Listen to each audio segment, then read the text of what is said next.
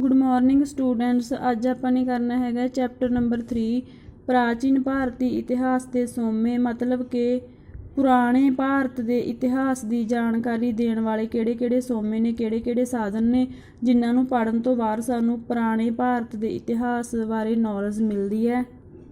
जिहड़े ये सोमे हैगे ने ये सारे ही इन्हां दे अपने ही गुण ने, अपने ही औगण ने, सानू बहुत सारी इतिहास की जानकारी भी दिंदे ने, पर इस दे विच कुछ क मिथिहासिक गल्लां भी ने जिस करके इस दे अपने गुण ने ते अपने औगण ने।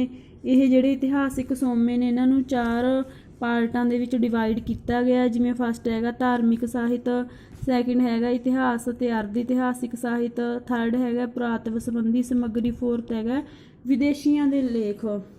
धार्मिक साहित दे विच आ जांदा है हरेक अलग अलग धर्म के लोगों ने अपना कुछ धार्मिक साहित्य लिखे है, अपने कुछ ग्रंथ लिखे ने।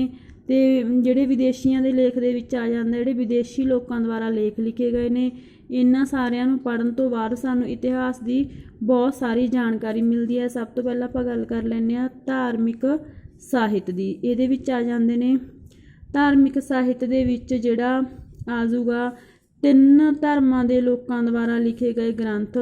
पहला हैगा हिंदुआं दे धार्मिक ग्रंथ।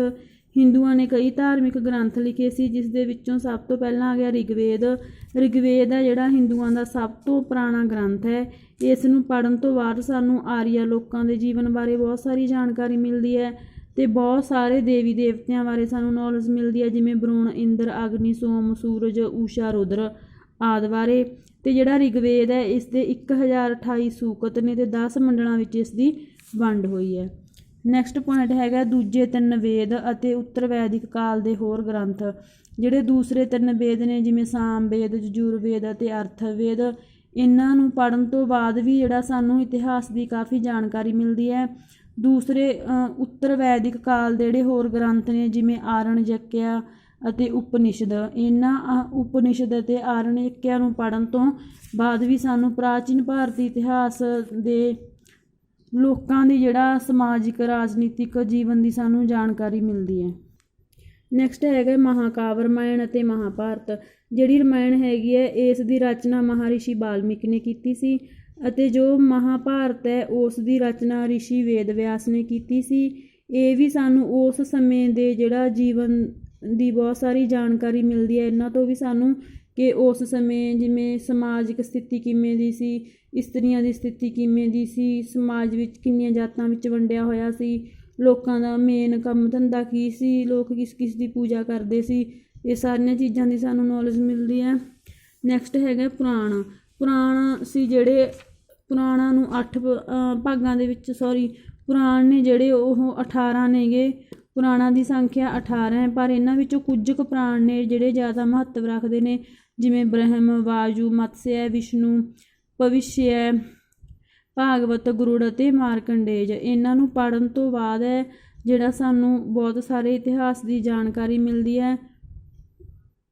कई इतिहासकारां दा कहना है कि जिहड़ा पुराणां दा बिरतांत है वह दोष रहत नहीं हैगा। इस दे विच भी कुछ दोष पाए गए ने, भाव कि कुछ मिथिहासिक गल्लां लिखियां गईयां ने जो सच नहीं हैगियां।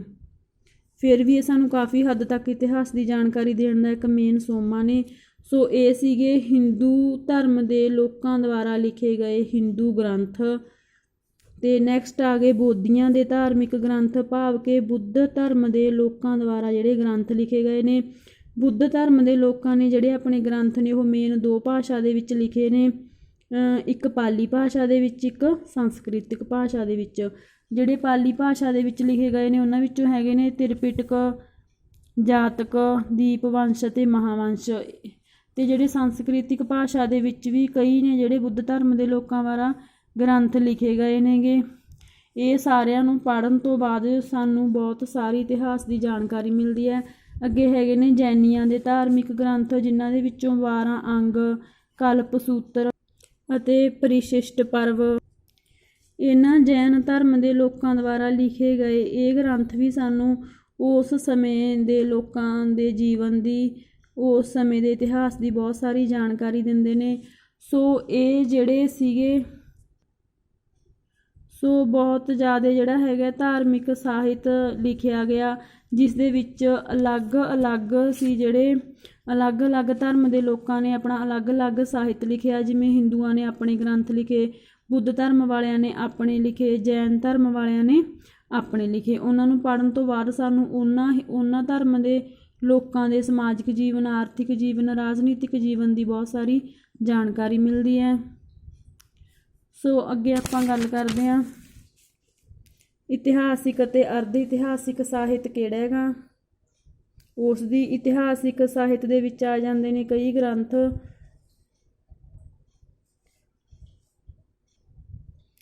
ਇਤਿਹਾਸਿਕ ਅਤੇ ਅਰਧ ਇਤਿਹਾਸਿਕ ਸਾਹਿਤ। ਪਹਿਲਾਂ ਗੱਲ ਕਰਦੇ ਹਾਂ ਇਤਿਹਾਸਿਕ ਸਾਹਿਤ ਦੀ, ਜਿਹਦੇ ਵਿੱਚ ਸਭ ਤੋਂ ਪਹਿਲਾਂ ਹੈਗਾ ਹਰਸ਼ ਚਰਿਤ। ਜਿਹੜਾ ਹਰਸ਼ ਚਰਿਤ ਗ੍ਰੰਥ ਹੈ, ਇਸ ਦੀ ਰਚਨਾ ਜਿਹੜੀ ਭਾਣ ਭੱਟ ਨੇ ਕੀਤੀ ਸੀ। ਇਹਦੇ ਨਾਂ ਤੋਂ ਹੀ ਪਤਾ ਚੱਲਦਾ ਹੈ ਕਿ ਇਸ ਗ੍ਰੰਥ ਦੇ ਵਿੱਚ ਸਾਨੂੰ ਹਰਸ਼ਵਰਧਨ ਦੀਆਂ ਜਿੱਤਾਂ, ਹਰਸ਼ਵਰਧਨ ਦੇ ਸ਼ਾਸਨ ਪ੍ਰਬੰਧ, ਉਸਦੇ ਵੱਡੇ ਵਡੇਰਿਆਂ ਅਤੇ ਉਸਦੇ ਜੀਵਨ ਦੀਆਂ ਹੋਰ ਬਹੁਤ ਸਾਰੀਆਂ ਘਟਨਾਵਾਂ ਬਾਰੇ ਪਤਾ ਚੱਲਦਾ। ਸੋ ਇਹ ਜਿਹੜਾ ਗ੍ਰੰਥ ਹੈਗਾ ਸਾਨੂੰ ਹਰਸ਼ਵਰਧਨ ਦੇ ਜੀਵਨ ਦੀ ਜਾਣਕਾਰੀ ਦਿੰਦਾ ਹੈ। ਨੈਕਸਟ ਹੈਗਾ ਗੌੜਬਹੂ। ਗੌੜਬਹੂ ਦੀ ਰਚਨਾ ਜਿਹੜੀ ਵਾਕਪਤੀ ਨੇ ਕੀਤੀ ਹੈ, ਇਹ ਸਾਨੂੰ ਕਨੌਜ ਦੇ ਸ਼ਾਸਕਾਂ ਦੀਆਂ ਜਿੱਤਾਂ ਅਤੇ ਕਾਰਨਾਮਿਆਂ ਦੀ ਜਾਣਕਾਰੀ ਦਿੰਦਾ ਹੈ। ਨੈਕਸਟ ਹੈਗਾ ਕਰਪੂਰ ਮੰਜਰੀ। ਕਰਪੂਰ ਮੰਜਰੀ ਦੀ ਜਿਹੜੀ ਰਚਨਾ ਹੈ ਰਾਜਸ਼ੇਖਰ ਨੇ ਕੀਤੀ ਹੈ। ਇਹ ਸਾਨੂੰ ਪ੍ਰਤੀਹਾਰ ਵੰਸ਼ ਦੇ ਸ਼ਾਸਕਾਂ ਦੀਆਂ ਘਟਨਾਵਾਂ ਦੀ ਜਾਣਕਾਰੀ ਦਿੰਦਾ ਹੈ। ਅਗਲਾ ਹੈਗਾ ਨਵ ਸਾਹ ਸਾਂਕ ਚਰਿਤ। ਇਸ ਦੀ ਜਿਹੜੀ ਰਚਨਾ ਹੈ ਉਹ ਪਦਮਗੁਪਤ ਨਾਮਕ ਵਿਦਵਾਨ ਨੇ ਕੀਤੀ ਹੈ। ਇਹ ਸਾਨੂੰ ਪਰਮਾਰ ਵੰਸ਼ ਦੇ ਸ਼ਾਸਕ ਦੇ ਜੀਵਨ ਸੰਬੰਧੀ ਜਾਣਕਾਰੀ ਦਿੰਦਾ ਹੈ। ਅਗਲਾ ਹੈਗਾ ਰਾਮਚਰਿਤ। ਜਿਹੜੀ ਰਾਮਚਰਿਤ ਦੀ ਰਚਨਾ ਉਹ ਸੰਧਿਆਕਰ ਨੰਦੀ ਨੇ ਕੀਤੀ ਹੈ। ਇਹ ਪਾਲ ਵੰਸ਼ ਦਾ ਇੱਕ ਰਾਜਾ ਸੀ ਰਾਮਪਾਲ, ਉਸ ਦੀਆਂ ਜਿੱਤਾਂ ਦਾ ਵਰਣਨ ਹੈ ਇਸ ਦੇ ਵਿੱਚ। ਅਗਲਾ ਹੈਗਾ ਵਿਕਰਮਾਂਕਦੇਵ ਚਰਿਤ। ਵਿਕਰਮਾਂਕਦੇਵ ਚਰਿਤ ਦੀ ਜਿਹੜਾ ਕਵੀ ਹੈ ਉਹ ਬਿਲਹਣ ਹੈਗਾ। ਬਿਲਹਣ ਨੇ ਜਿਹੜਾ ਇਹਦੀ ਰਚਨਾ ਕੀਤੀ ਹੈ। ਇਸ ਤੋਂ ਸਾਨੂੰ ਕਲਿਆਣੀ ਦੇ ਜਿਹੜਾ ਉੱਗਿਆ ਚਾਲੁਕਿਆ ਸ਼ਾਸਕ ਸੀਗਾ ਵਿਕਰਮਾਦਿੱਤਿਆ ਛੇਵਾਂ, ਉਸ ਦੇ ਜਿੱਤਾਂ, ਉਸ ਦੇ ਵਿਅਕਤੀਗਤ ਗੁਣਾਂ ਅਤੇ ਉਸ ਦੇ ਕਲਾ ਅਤੇ ਸਾਹਿਤ ਦੇ ਵਿਕਾਸ ਕਾਰਜਾਂ ਦੀ ਜਾਣਕਾਰੀ ਮਿਲਦੀ ਹੈ। ਅਗਲਾ ਹੈਗਾ ਰਾਜ ਤਰੰਗਣੀ। ਰਾਜ ਤਰੰਗਣੀ ਦੀ ਜਿਹੜੀ ਰਚਨਾ ਹੈ ਉਹ ਕਸ਼ਮੀਰ ਦੇ ਕੁੱਦੇ ਵਿਦਵਾਨ ਕਲਹਣ ਨੇ ਕੀਤੀ ਹੈ। ਇਸ ਤੋਂ ਸਾਨੂੰ ਕਸ਼ਮੀਰ ਬਾਰੇ ਕਾਫੀ ਸਾਰੀ ਨੌਲੇਜ ਮਿਲਦੀ ਹੈ। ਇਸ ਦੀ ਜਿਹੜੀ ਰਚਨਾ ਹੈ ਉਹ 1149-50 ਦੇ ਵਿੱਚ ਕੀਤੀ ਗਈ। ਨੈਕਸਟ ਹੈਗਾ ਪ੍ਰਿਥਵੀ ਰਾਜ ਚਰਿਤ। ਪ੍ਰਿਥਵੀ ਰਾਜ ਚਰਿਤ ਦੀ ਜਿਹੜੀ ਰਚਨਾ ਹੈ ਉਹ ਜਿਹੜੀ ਚਾਂਦ ਬਰਦਾਈ ਦੁਆਰਾ ਕੀਤੀ ਗਈ। ਇਸ ਦੇ ਵੀ ਨਾਮ ਤੋਂ ਸਪਸ਼ਟ ਹੁੰਦਾ ਹੈ ਕਿ ਇਸ ਦੇ ਵਿੱਚ ਸਾਨੂੰ ਪ੍ਰਿਥਵੀ ਰਾਜ ਚੌਹਾਨ ਦੇ ਜੀਵਨ ਬਾਰੇ ਜਾਣਕਾਰੀ ਮਿਲਦੀ ਹੈ। ਅਗਲਾ ਹੈਗਾ ਚਚਨਾਮਾ। ਚਚਨਾਮਾ ਜਿਹੜਾ ਉਹ 13ਵੀਂ ਸਦੀ ਦੇ ਵਿੱਚ ਇਹਦਾ ਸੰਕਲਨ ਹੋਇਆ ਸੀਗਾ। ਇਸ ਦੇ ਵਿੱਚੋਂ ਸਾਨੂੰ ਸਿੰਧ ਦੇ ਇਤਿਹਾਸ ਦੀ ਜਾਣਕਾਰੀ ਮਿਲਦੀ ਹੈ। ਸੋ ਇਹ ਜਿਹੜੇ ਇਤਿਹਾਸਿਕ ਗ੍ਰੰਥ ਨੇ, ਇਹਨਾਂ ਦੇ ਨਾਮ ਤੋਂ ਹੀ ਸਾਨੂੰ ਪਤਾ ਚੱਲ ਜਾਂਦਾ ਹੈ ਕਿ ਇਸ ਤੋਂ ਸਾਨੂੰ ਕਿਹੜੇ ਸ਼ਾਸਕ ਦੀ, ਕਿਹੜੇ ਰਾਜੇ ਦੇ ਜੀਵਨ ਦੀ ਜਾਣਕਾਰੀ ਮਿਲਦੀ ਹੈ। ਅੱਗੇ ਹੈਗੇ ਨੇ ਅਰਧ ਇਤਿਹਾਸਿਕ ਗ੍ਰੰਥ। ਅਰਧ ਇਤਿਹਾਸਿਕ ਗ੍ਰੰਥ ਦੇ ਵਿੱਚੋਂ ਫਸਟ ਹੈਗਾ ਰਾਜਨੀਤਿਕ ਸ਼ਾਸਤਰ ਸੰਬੰਧੀ ਗ੍ਰੰਥ। ਉਹ ਗ੍ਰੰਥ ਜਿਹੜਾ ਸਾਨੂੰ ਰਾਜਨੀਤਿਕ ਸ਼ਾਸਤਰ ਸੰਬੰਧੀ ਜਾਣਕਾਰੀ ਦਿੰਦਾ ਹੈ, ਉਸ ਦਾ ਨਾਮ ਹੈਗਾ ਅਰਥ ਸ਼ਾਸਤਰ। ਇਸ ਦੀ ਜਿਹੜੀ ਰਚਨਾ ਹੈ ਉਹ ਕੌਟਲਿਆ ਜਾਂ ਚਾਣਕਿਆ ਨੇ ਕੀਤੀ ਹੈ। ਇਸ ਤੋਂ ਸਾਨੂੰ ਮੌਰੀਆ ਕਾਲ ਸੰਬੰਧੀ ਮਹੱਤਵਪੂਰਨ ਜਾਣਕਾਰੀ ਮਿਲਦੀ ਹੈ। ਅਗਲਾ ਹੈਗਾ ਵਿਆਕਰਨ ਸੰਬੰਧੀ ਗ੍ਰੰਥ। ਵਿਆਕਰਨ ਸੰਬੰਧੀ ਜਿਹੜਾ ਗ੍ਰੰਥ ਹੈ ਉਹ ਪਾਣਿਨੀ ਨਾਂ ਦੇ ਇੱਕ ਇਤਿਹਾਸਕਾਰ ਨੇ ਲਿਖਿਆ ਹੈ, ਜਿਸ ਦਾ ਨਾਂ ਹੈਗਾ ਅਸ਼ਟਾਧਿਆਈ, ਭਾਵ ਕਿ ਵਿਆਕਰਨ ਸੰਬੰਧੀ ਜਾਣਕਾਰੀ ਦੇਣ ਵਾਲੇ ਗ੍ਰੰਥ ਦਾ ਨਾਂ ਹੈਗਾ ਅਸ਼ਟਾਧਿਆਈ। ਜਿਹੜਾ ਕਿ ਇਸ ਗ੍ਰੰਥ ਦਾ ਨਾਂ ਹੈ ਇਸ ਨੂੰ ਵਿਆਕਰਨ ਸੰਬੰਧੀ ਗ੍ਰੰਥ ਹੈ ਜਿਹੜਾ, ਇਸ ਨੂੰ ਪਾਣਿਨੀ ਨਾਂ ਦੇ ਇਤਿਹਾਸਕਾਰ ਦੁਆਰਾ ਲਿਖਿਆ ਗਿਆ ਅਤੇ ਅਸ਼ਟਾਧਿਆਈ ਇਸ ਦਾ ਨਾਂ ਹੈ ਗ੍ਰੰਥ ਦਾ। ਅਗਲਾ ਹੈਗਾ ਨਾਟਕ, ਜਾਂ ਆਪਾਂ ਕਾਵ ਗ੍ਰੰਥ ਵੀ ਕਹਿ ਸਕਦੇ ਹਾਂ। ਕਈ ਨਾਟਕ, ਕਈ ਕਾਵ ਗ੍ਰੰਥ ਨੇ ਜਿਹੜੇ ਸਾਨੂੰ ਇਤਿਹਾਸ ਦੀ ਜਾਣਕਾਰੀ ਦਿੰਦੇ ਨੇ, ਜਿਨ੍ਹਾਂ ਦੇ ਵਿੱਚੋਂ ਹੈਗਾ ਵਿਸ਼ਾਖ ਦੱਤ ਨੇ ਇੱਕ ਨਾਟਕ ਲਿਖਿਆ ਸੀ ਮੁਦਰਾਕਸ਼ਸ। ਇਸ ਤੋਂ ਸਾਨੂੰ ਚੰਦਰਗੁਪਤ ਮੌਰੀਆ ਦੇ ਜੀਵਨ ਦਾ ਪਤਾ ਚੱਲਦਾ ਹੈ। ਜਿਵੇਂ ਹਰਸ਼ਵਰਧਨ ਨੇ ਵੀ ਕਈ ਨਾਟਕ ਲਿਖੇ ਸੀ, ਜਿਵੇਂ ਰਤਨਾਵਲੀ, ਨਾਗਾਨੰਦ। ਉਸ ਤੋਂ ਸਾਨੂੰ ਉਸ ਦੇ ਜੀਵਨ ਦਾ ਪਤਾ ਚੱਲਦਾ ਹੈ। ਅੱਗੇ ਹੈਗਾ ਸੰਗਮ ਸਾਹਿਤ। ਜਿਹੜਾ ਸੰਗਮ ਸਾਹਿਤ ਹੈ ਜਿਹੜਾ ਸੰਗਮ ਸਾਹਿਤ ਹੈ ਇਹ ਦੱਖਣੀ ਭਾਰਤ ਦੇ ਪ੍ਰਾਚੀਨ ਇਤਿਹਾਸ ਦੀ ਜਾਣਕਾਰੀ ਦਿੰਦਾ ਹੈ। ਇਹ ਸਭ ਤੋਂ ਜਿਹੜਾ ਵਧੀਆ ਸੋਮਾ ਮੰਨਿਆ ਗਿਆ ਜੇ ਆਪਾਂ ਨੇ ਦੱਖਣੀ ਭਾਰਤ ਦੇ ਇਤਿਹਾਸ ਦੀ ਜਾਣਕਾਰੀ ਲੈਣੀ ਹੈ। ਇਸ ਦੀ ਜਿਹੜੀ ਰਚਨਾ ਹੈ ਲਗਭਗ ਕਹਿੰਦੇ 1000 ਸਾਲ ਪਹਿਲਾਂ ਹੋਈ ਮੰਨੀ ਜਾਂਦੀ ਹੈ। ਇਸ ਤੋਂ ਸਾਨੂੰ ਦੱਖਣੀ ਭਾਰਤ ਦੇ ਇਤਿਹਾਸ ਬਾਰੇ ਬਹੁਤ ਸਾਰੀ ਨੌਲੇਜ ਮਿਲਦੀ ਹੈ।